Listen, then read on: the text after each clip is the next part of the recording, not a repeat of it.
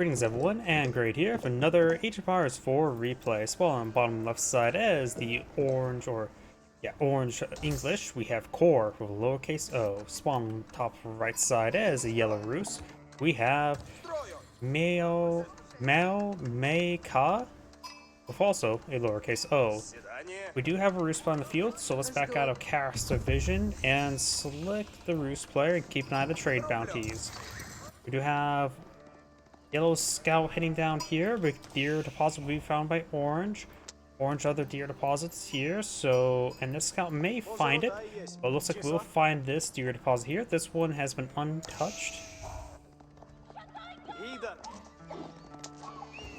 And yellow will not get that one deer. Over here, this deer alive. Yellow will take out all those. Looks like yellow will only get 2 of deer deposits. I don't think. Oh, orange has not found this one just yet. Let's see. There's a scout location. Let's keep an eye on yellow scout. Orange scout's hitting up here, finds a sheep. Orange will or yellow will find this deer deposit. And this one I'm surprised orange did not find. Oh, skimped and found it alive.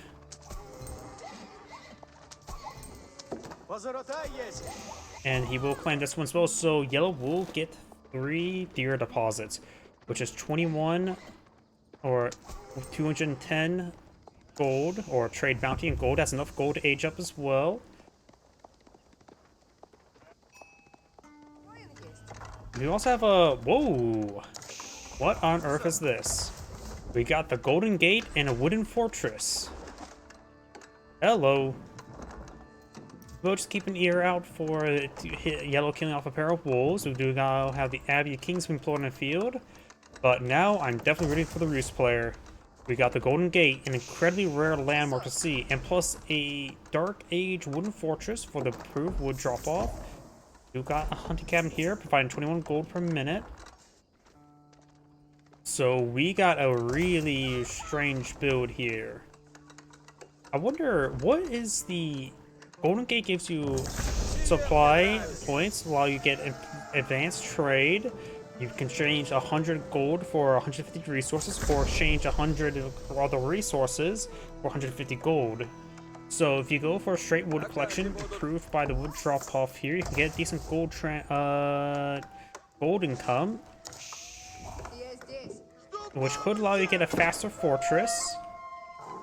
The crown is very nice because militia are very general purpose, but the Golden Gate can give you some good trade value. So you can be efficient by collecting other resources to get gold, or be efficient in collecting up gold to get other resources. We'll not neglect Pumbaa there. The scout is taking the gouging from the boar, but hunting cabin there in the better location. Could put a wooden fortress nearby as well. Okay, I have no idea what's going on right now. I'm gonna build a wooden fortress first. And looks like most of the sheep here have been collected. Yellow does, of course, have the king on the field and 2 scouts. Maybe because he saw the king, that's why he decided to build a wooden fortress first. Okay, that makes a bit more sense. He wanted the defense there. Throws a scout in there, which will give at least 1 passive arrow. Even though it's better... Not all the villagers now can hide in there. Just gotta be careful to ensure that you can eject the scout first. The king won't have trouble doing any horse harassment here. We've got 6 villagers here, plenty of space inside the wooden fortress for them. Let's take a look at Yellow's scouts, wherever they may be at, because I think Yellow's going through the sheep pretty quickly, I believe. But then again, he has no villagers on gold collection whatsoever, hasn't even built a mine. So he's just relying on the Golden Gate for collection. In fact, he's not going to... The supply points just stay there. You don't have to go for the trades immediately, so you start getting good steady supply of, well, supply points. In which right now, 3 supply points, that's 450 gold. That is enough to age up right now. So if you focus on food, you can get a faster age up.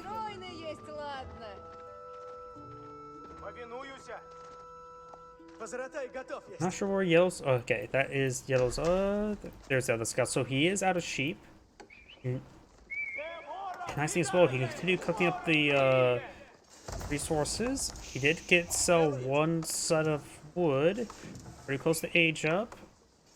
Has plenty of food right now. In fact, he has 2 supply points, so should be making good progress towards the fast fortress. We'll probably go for the high trade house. Could go for the Abbey of the Trinity. And go for some... And you are seeing the Abbey of the Trinity as well. He's going straight for the relics. He's going to try to use the Golden Gate and the Abbey of the Trinity for its gold income. He may mix in horse archers to go along with it, the gold light build, and rely on passive sources for his gold. I think that's Yellow's plan. Passive sources of gold. Go for the warrior monks. Go for the Golden Gate. And maybe I suppose passive source of gold for the relics at least. One villager does go down. Scout will be ganged up and shanked by the other scouts. The Abbey Trinity does allow you to deploy out warrior monks at half cost as well. So these are cheap warrior monks, costing 120. I'm not sure how effective a warrior monk is versus a king. I don't think I've really seen that as a way to calculate. Do not have archery there. Probably eyeing for horse archers, I'm guessing. First warrior monk is almost deployed on the field. Do not have archery range there. Yes, go and see horse archers. As I just thought, he's going to go for a little gold income. And keep the charges up on the Golden Gate and sell off when he needs to. Doesn't have to do it immediately. It's whenever he needs to get the gold. And that's one of the reasons why he went to the Warden Force as well, to get the improved wood drop-off to get the advanced exchange rates. He does have, of course, improved food income, but right now he doesn't have a whole lot of food sources available to him. He may need to eye for earlier farms at that rate.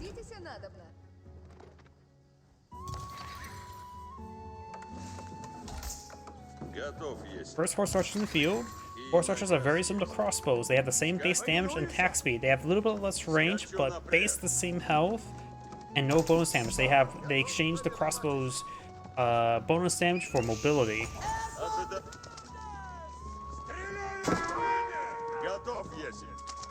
He's focusing on the scout first, and now the king is blind, going for longbowman. Horse archers here in good numbers. With Gal, if he gets as far as mounting training, which is Imperial Age technology, but with Gallop turned on, he can actually outrange longbowmen with his horse archers by a small amount.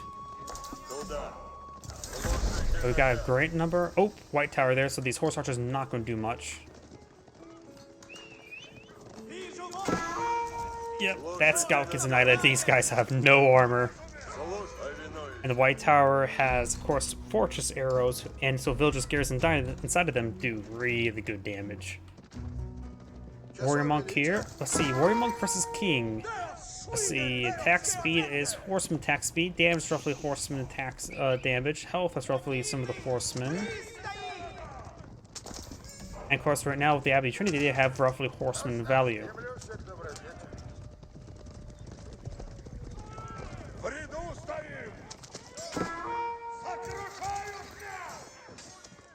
The king is dead.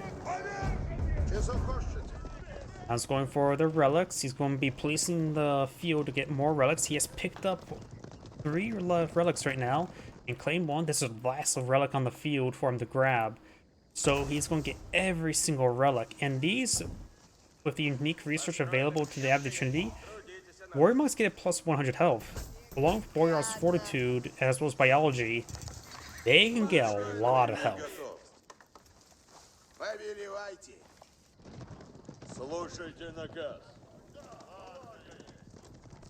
These horse archers will be good interim unit. I don't think they're... I like seeing horse archers, but of course they're not going to be very good versus the turtle playstyle of the English. Keep the English inside his base, that's for sure. Veteran Longbone now deployed on the field. No blacksmith research. Got +1 range armor for the Roost, but no +1 range damage. No blacksmith deployed on the field for the English. You have a knight here. And the knight will be killed on off. So the warrior monks good start does capture that sacred site there. We'll go down there. Both the mobility right now that the Roost player has, warrior monk foolishly got tasked off. He can capture up all the secret sites, putting some pressure on the English player to prevent him from turtle place out. Probably forces him out from the fast Imperial. Because by the time he gets fast Imperial, sure, enclosure research is nice, but not going to be super useful when your opponent has the win condition counting. Now all secret sites are captured. Roost player has some mobility playstyle. Additionally, his knights can be one of the strongest knights in the game. Remember, here's the thing: people don't see Roost knights all too often because you get also +4 damage on your Roost knights, which makes him one of the strongest knights in the game. Well, the reason why we don't see the Roost knights ever get deployed on the field because Streltsy are just much more effective. Streltsy, instead of costing 240 like other hand cannoneers as well as knights, they just cost 180. They cost less in gold and much less in food than knights, and they're generally just very good. You don't really see a warrior monk play all too often because they are too very expensive. They cost 240 as well, and base cost is 240 gold. Granted, Abbey Trinity allows to deploy them half price, so it's very nice there. So you may want to maintain continuous production from Abbey to Trinity. Let's see, what's their production speed like?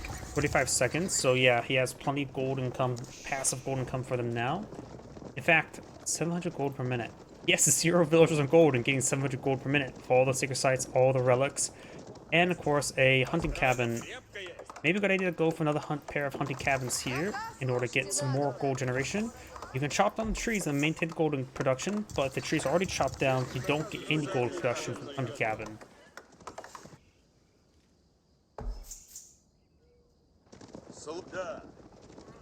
One quality of life change I'd love to see for the Roost is a counter here next to the trade bounty of X amount of trees claimed. Because once you get up to 300 trees, that's the maximum amount of trees you can claim by hunting cabins. That's what will help the Roost players to really encourage getting their hunting cabins on the field. I think that even though that will not affect hunting cabins whatsoever, it's simply able to have players gauge better of really encouraging to build hunting cabins to get more gold income. Roost or English Knight here, we do have some Roost Horsemen. You can always go for Boreal's 42 as well to get them increased health, as well as for his Horse Archers. He's still continuously building Horse Archers.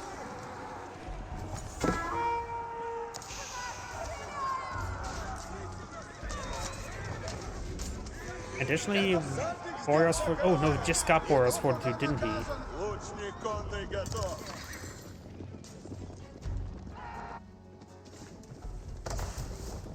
And he is continuing producing the warrior monks. He may want to go for the +5 tiles. But I'm not sure, the radius is not that great, is it? For the Saint's Blessing. Plus 10% second duration's probably not needed.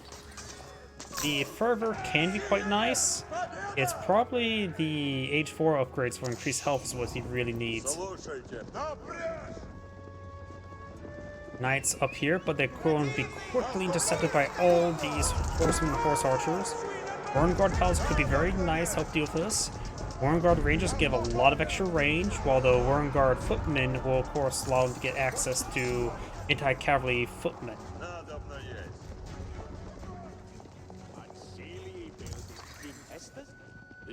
The king was dead, but now long live the king.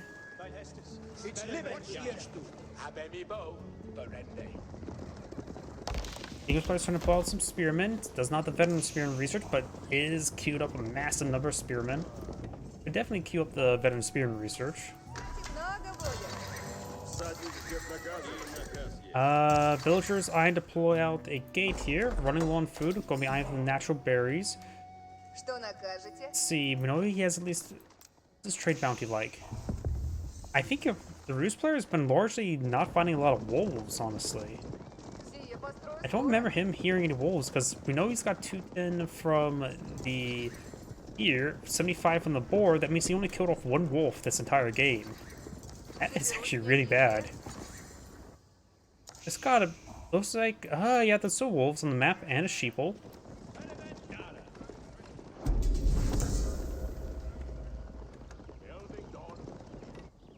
Nice thing about as well. Oh, he's constantly using the golden gate as well. He's actually buying food. If he's going for the gold, the sort of gold light build, it's probably not a good idea to actually use those points to buy food. Just keep them stored up. You can always buy gold later. But right now he's playing gold. He needs other resources. In fact, look at that gold. The king is dead. Look at that lack of gold. The reason why, or lack of food and wood, but playing gold, no villagers collecting up gold weighs 2,000. The Roost player is doing quite well this game. And these horse archers in large enough numbers to really hit these knights. Now he does find a good number of spearmen. Horse archers can maintain their mobility range to deal with them. Got some crossbows in the field, which is not what he wants to really deploy on out. And the horse archers are, of course, fragile. They are vulnerable to the longbowmans. I don't think this is going to be a great engagement. Got good number of horsemen charge away forward. Horse archers will. We got Saint's Blessing giving them additional damage and +1 armor. The armor's not too important right now, it's the damage. I think Orange is probably going to come out ahead in this fight. Orange may lose, though. Maybe Saint's Blessing did put a bit more pack there, because not all of his horse archers there. Maybe I just completely misjudged that fight. There's so many spearmen there, I thought the English army would be the counter, but I guess not. Maybe it's just... Yeah, it looks like Yellow got a great destroy value there. Man, I really misjudged that fight. I would assume the spearmen would just love that, but they simply couldn't deal enough damage, I guess. I mean, these horsemen do have Boreal's Fortitude to get a little more bulk. They can take an extra stab, maybe 2 stabs. I'm not sure how well their damage works out. Let's see, veteran spearmen. They do 9 plus 23, so 32. His opponent does have... Did Saint's Blessing make them take another hit? I think Saint's Blessing was actually critical to that engagement. Huh. Saint's Blessing was actually very important there. And now got all these horsemen charged way forward. Townsend's force of garrison. White Tower is not in this region. Orange does have a good number of villagers right now, having what, triple town center. Spearmen trying to defend. We do have some man-at-arms. Man-at-arms are going to be generally good in this situation, being offered a pretty good bulk. And they have 7 range armor. These horse archers do hit quite hard for 13 damage alone. They got a bit more damage onto them.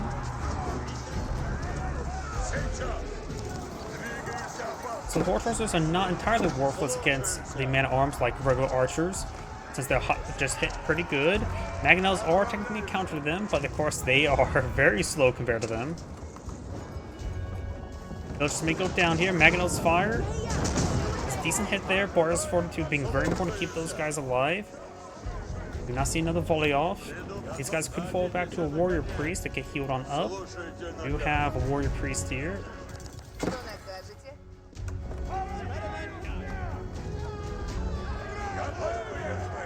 Horse archers backing on off.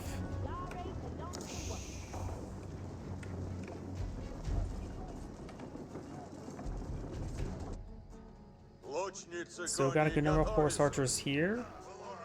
All of them quite wounded. Yeah, falling back to a warrior priest could be very handy. And now we've got the very also rare landmark, this Britskaya tower, which stone walls could be used for the roofs. I don't think the roofs The Roost player hasn't even touched, even cooked a single pebble, has he? Has Roost player even built a mining camp this entire game? I don't think so. So the Piskaya Tower will give him a free keep that's very healthy, very good to provide a defensive location. But the Roost player has not even touched. He's not built a mining camp. None of his villagers ever picked up pick this entire games, so he hasn't even need for this research. So he has plenty of gold in reserve inside the map if he never needs to get more gold collected on out. He's going to start transiting to Streltsy. Has used the Golden Gate to buy food. He's been spending all of his food on the horse archers and horsemen. They're pretty food intensive as well as a bit of wood intensive. This Roost player is playing the Roost faction as the uniqueness of the Roost. It's nice to see that somebody are maximizing the Roost uniqueness like this. Piskaya Tower also comes upgraded with cannon and spring gold, and it has twice the amount of health, so it is a good defensive landmark. Probably not as strong as the Berkshire Castle, but more durable than Berkshire Castle. Second side there does get decaptured. We do got Tithe Barn there. There, that's his stone income. Now he has 10 stone per minute, or 50 stone per minute. I really hate that line from the English villagers. It sounds like Hitler's good. I don't know why I hear that. Horseman gets good hits on these villagers, trapping them all quite nicely. Yell's not falling back.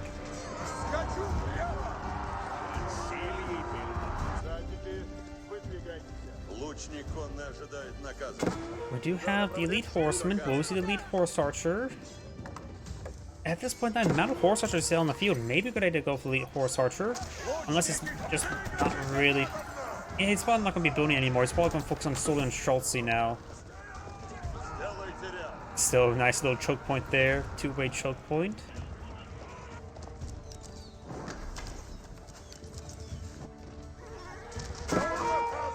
Orange now plan to keep there to keep this gold deposit secure. The Roost player does, of course, have access to the University Elite Research. Has a bit of gold, food, and wood to make use of them. Trying to pull out coRe Streltsy.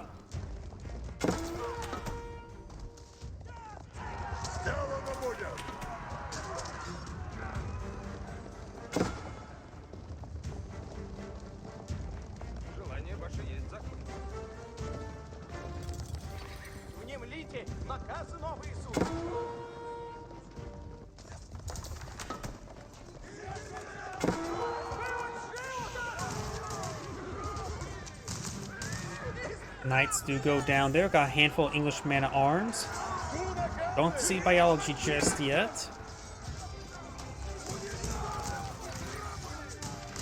So it looks like the Roost player will need an eye for biology and chemistry. Yeah, probably not worth it. Go for the elite horse archer. Not really necessary at the moment.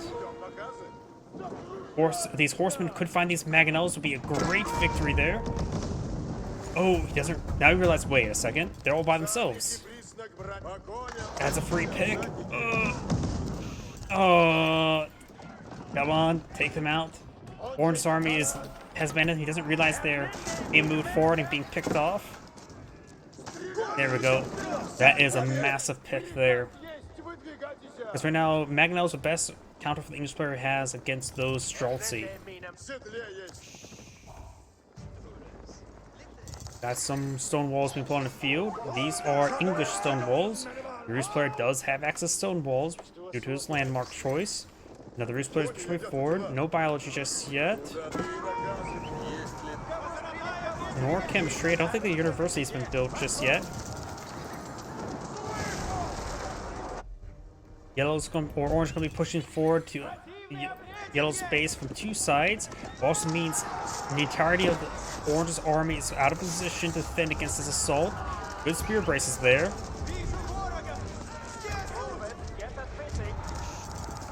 Don't think the Roost player has access to siege engineers. Got this force pushing forward. We'll find some wooden walls, so they're getting bad pathing. Got this force advancing over here. Berkshire Palace being deployed out somewhere. Dash housing. White Tower getting some damage. You have some horsemen and some. There's a good number of shells there for defense. Longbowmen, of course, outrange them, but of course, it's castle versus Imperial Age unit. He's actually torching down the White Tower horsemen. The White Tower does, of course, have 5 inherent fire armor. The English player has now advanced Imperial Age. Horsemen getting slowly picked on off. There's the Berkshire Castle providing some excellent backline defense, and the English player backs the game. What an excellently played game by Orange, or Yellow. This is Anchorage saying thank you for watching, and on to the next replay.